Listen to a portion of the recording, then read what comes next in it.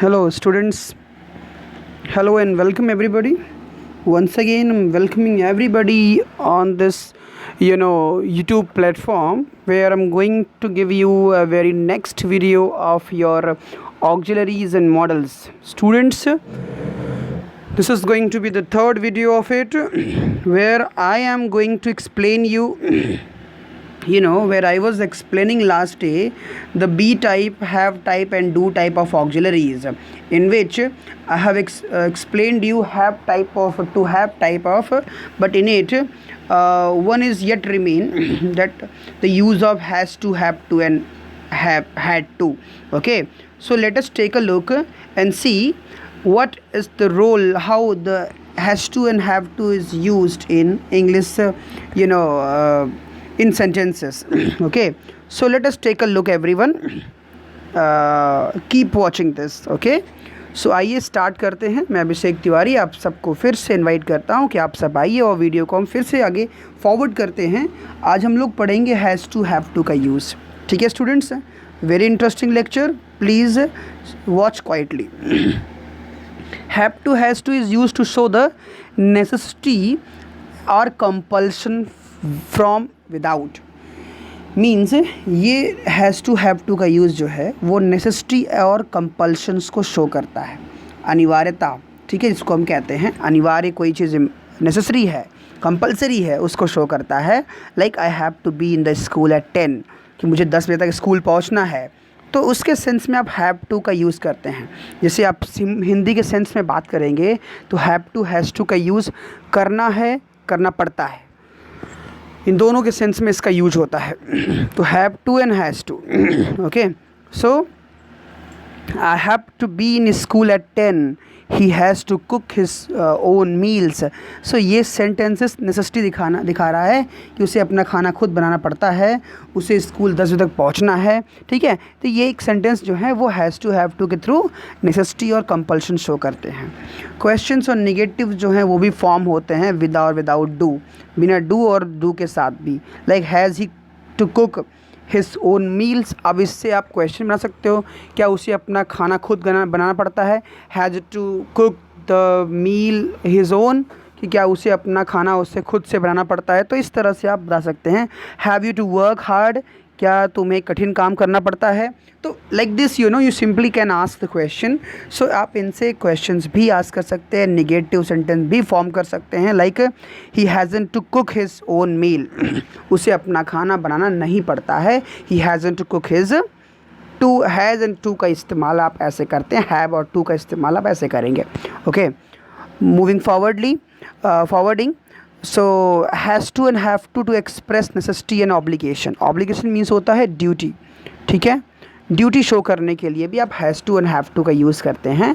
Forced by external forces और circumstances, वो necessity या वो ऑब्लिगेशंस जो सर्कमस्टेंसेस और एक्सटर्नल फोर्सेस की वजह से करने पड़ते हैं. Alright, like need is also used to express necessity and obligation felt from within or expressed by speaker's authority. ठीक है, नीड भी एक तरह का ऐसा ही वर्ड मॉडल होता है. नीड नेसेसिटी और ऑब्लिगेशन को शो करता है, लेकिन फ्रॉम विद इन, ये अंदर से होता है, बाहर की फोर्सेस से बाहर की फोर्सेस से जो है वो कंपेल नहीं होता है. ठीक है, need I bring a raincoat. अब ये एक सेंटेंस है, ये अपने आप से ही आदमी कर रहा है, फोर्स हो रहा है कि क्या मुझे एक रेनकोट लेने की आवश्यकता है. You needn't do all the questions. Okay, अब इस तरह से अगर इस्तेमाल होता है तो वहाँ पे आप इस चीज़ का यूज़ करते हैं. हैव टू, हैज़ टू का यूज़ नेसेसिटी और ऑब्लिगेशंस, ड्यूटीज़ के लिए. You have to forward your legs, whether it is of any circumstances. तो ऐसे सेंटेंस हो जाते हैं कभी कभी कि आपको करना ही चाहिए, करना ही है आपको, तो ये ऑब्लिगेशंस हो गया. ठीक है, मस्ट और भी एक्सप्रेस किया जाता है इस तरह से. वेरी स्ट्रॉन्ग ऑब्लिगेशंस के लिए आप मस्ट का यूज़ करते हैं. Like we must obey the law of a country. ये स्ट्रॉन्ग ऑब्लिगेशन है, ये बहुत ही मजबूत कर्तव्य को दिखा रहा है. तो we must obey the laws of a country. तो ऑब्लिगेशंस के लिए हैज़ टू, नीड और मस्ट का यूज़ किया जाता है. स्टूडेंट्स, हैड टू देख लेते हैं. Had to is use to express necessity and obligation, इसका इस्तेमाल भी नेसेसिटी एंड ऑब्लिगेशन के लिए होता है, बट पास्ट के लिए, कि पास्ट की नेसेसिटी और पास्ट की ऑब्लिगेशंस के लिए। Like for example the villagers had to use kerosene lamps 10 years ago, कि गांव वालों को 10 साल पहले केरोसिन लैम्प्स का इस्तेमाल करना पड़ता था। तो पड़ता था हो गया तो हैड टू हो गया, तो हैड टू का इस्तेमाल ऐसे करते थे। As a child I had to go to school on foot, ना बच्चे के रूप में मुझे, जब मैं बच्चा था तो मुझे स्कूल पैदल जाना पड़ता था। तो ये ऑब्लिगेशंस और नेसेसिटी को दिखाता है, पर पास्ट के, ठीक है। Had to is the past equivalent have to and has to and must and need, उसके इक्वलेंट होता है लेकिन पास्ट की एक्टिविटीज़ को शो करने के लिए। स्टूडेंट्स आगे बढ़ते हैं, यूज़ टू देखते हैं। अब हम लोग मॉडल्स की तरफ आ रहे हैं। यूज़ टू को देखें तो used to goes with the infinitives of other verbs. जो यूज्ड टू होता है स्टूडेंट्स, ये दूसरे और वर्ब्स की इन्फिनिटिव्स की तरह यूज होता है to make the habitual past tense. कोई हैबिचुअल पास्ट टेंस को दिखाने के लिए इसका यूज़ किया जाता है यूज टू का। जैसे अफर्मेटिव में अगर हम बात करें, ही यूज टू हेल्प यू, ना, तो किया करता है या किया करता था, इन दोनों के सेंस में आप यूज टू का यूज़ करते हैं। हैबिचुअल एक्टिविटी को दिखाता है प्रेजेंट और पास्ट में, ठीक है। तो कोई हैबिचुअल एक्टिविटी है तो आप यूज टू का इस्तेमाल करते हैं, लेकिन ये यूज्ड टू है तो पास्ट के लिए, केवल यूज टू है तो प्रेजेंट के लिए। अब he use to, okay, he use to play cricket few years before, वो कुछ साल पहले क्रिकेट खेला करता था, तो ये यूज टू हो गया। क्वेश्चन के लिए used he to help you, क्या वो तुम्हारी मदद करता था, किया करता था, तो ऐसे, ठीक है।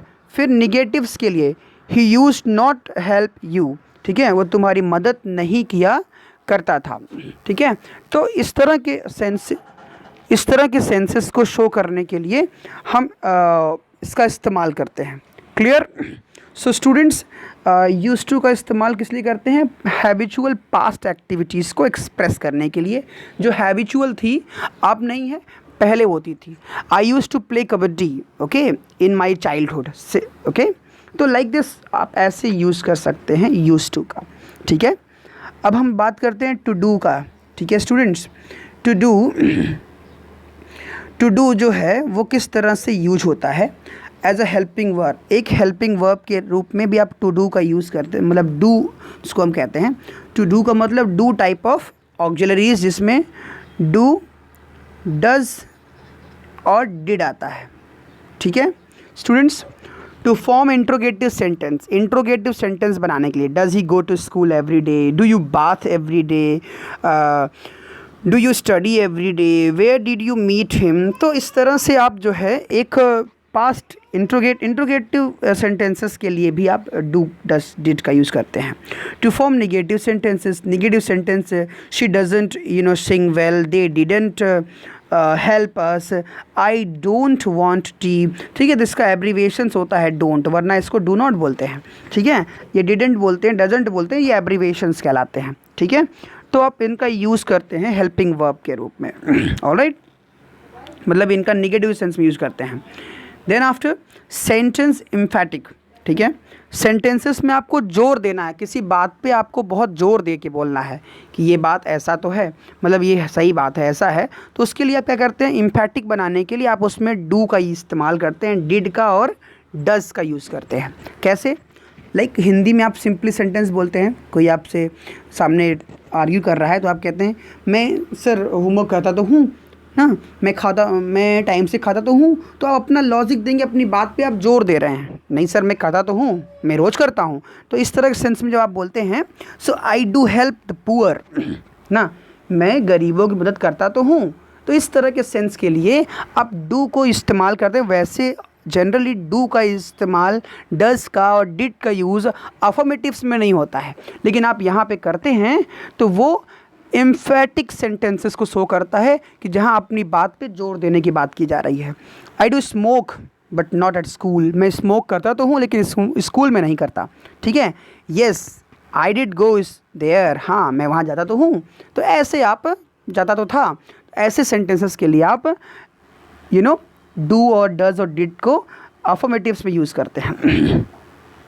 अब उसके बाद एज अ प्रिंसिपल वर्ब, इसका यूज़ आप एक प्रिंसिपल वर्ब के रूप में भी करते हैं ना, like transitive verbs it means to perform, इसका मतलब डू डज डिड का मतलब परफॉर्म होता है, करना होता है, ठीक है।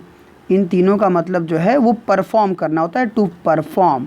कोई चीज़ आप काम करते हैं तो उसको परफॉर्म करने के लिए परफॉर्म जिसको कहते हैं, तो वो आप डू डज डिड से एक्सप्रेस करते हैं मेन वर्ब के रूप में, like he did his work, ठीक है, he did his work. Did यहाँ पे डू का सेकेंड फॉर्म की तरह यूज हुआ, he did his work all right, ठीक है। इन ट्रांजिटिव की तरफ करेंगे तो आप क्या करेंगे, आई टेल यू जैसे होता है तो do, okay. Will that do, मतलब विल दैट डू जब कहीं यूज़ करते हैं आप, इसका मतलब होता है क्या ये पर्याप्त है, क्या ये पर्याप्त होगा, विल दैट डू। या I don't want more money, I do not want, ठीक है, more money 50 rupees will do, will do का मतलब 50 रुपीज़ में काम हो जाएगा, 50 रुपीज़ पर्याप्त होंगे, ठीक है। तो इस तरह से आप वहाँ पे विल डू, आप विल डू का यूज़ कर रहे हैं तो वो मेन वर्ब की तरह यूज होता है यहाँ पे, ठीक है। तो वो उसको हम प्रिंसिपल वर्ब या मेन वर्ब कहते हैं। तो मेन वर्ब के रूप में ट्रांजिटिव और इंट्रांजिटिव दोनों सेंटेंसेस, दोनों तरह के वर्ब्स के साथ आप इसको मेन वर्ब, ट्रांजिटिव वर्ब और इंट्रांजिटिव वर्ब के रूप में आप डू डज डिड का यूज़ करते हैं स्टूडेंट्स, ठीक है। तो स्टूडेंट्स यहाँ हम लोगों ने स्टडी किया कि ऑक्सिलरीज़ के बारे, sorry, do type, be type, have type के जो ऑक्सिलरीज होते हैं, आज हम लोगों ने उनको स्टडी कर लिया। अब स्टूडेंट्स इसके आगे अब हम लोग पढ़ेंगे शैल और विल का यूज़, ठीक है। तो शैल एंड विल का यूज़ जो है वो एक इम्पॉर्टेंट पार्ट है, ओके। सो इसके बेसिस पे एक्सरसाइजेस आपको करने होंगे। एक्सरसाइज अटेम्प्ट करने बहुत इंपॉर्टेंट हैं। आप एक्सरसाइज अटेम्प्ट नहीं करते हैं, this is your biggest fault. So I request everyone to please focus on the exercises. तो स्टूडेंट्स नेक्स्ट वीडियो में हम लोग मिलेंगे और हम शैल एंड विल को स्टडी करेंगे, ठीक है। पर हमने आज प्राइमरी ऑक्सिलरीज जो होती हैं उनको स्टडी कर लिया है, उनको फिनिश कर लिया है। नेक्स्ट डे से हम मॉडल ऑक्सिलरीज को स्टडी करेंगे शैल विल से लेकर के, ठीक है। So this is what all about for today's lecture. Hope this lecture will be beneficial to you. Please comment me, certainly. This is what all about for today's lecture. Thank you. Have a good day.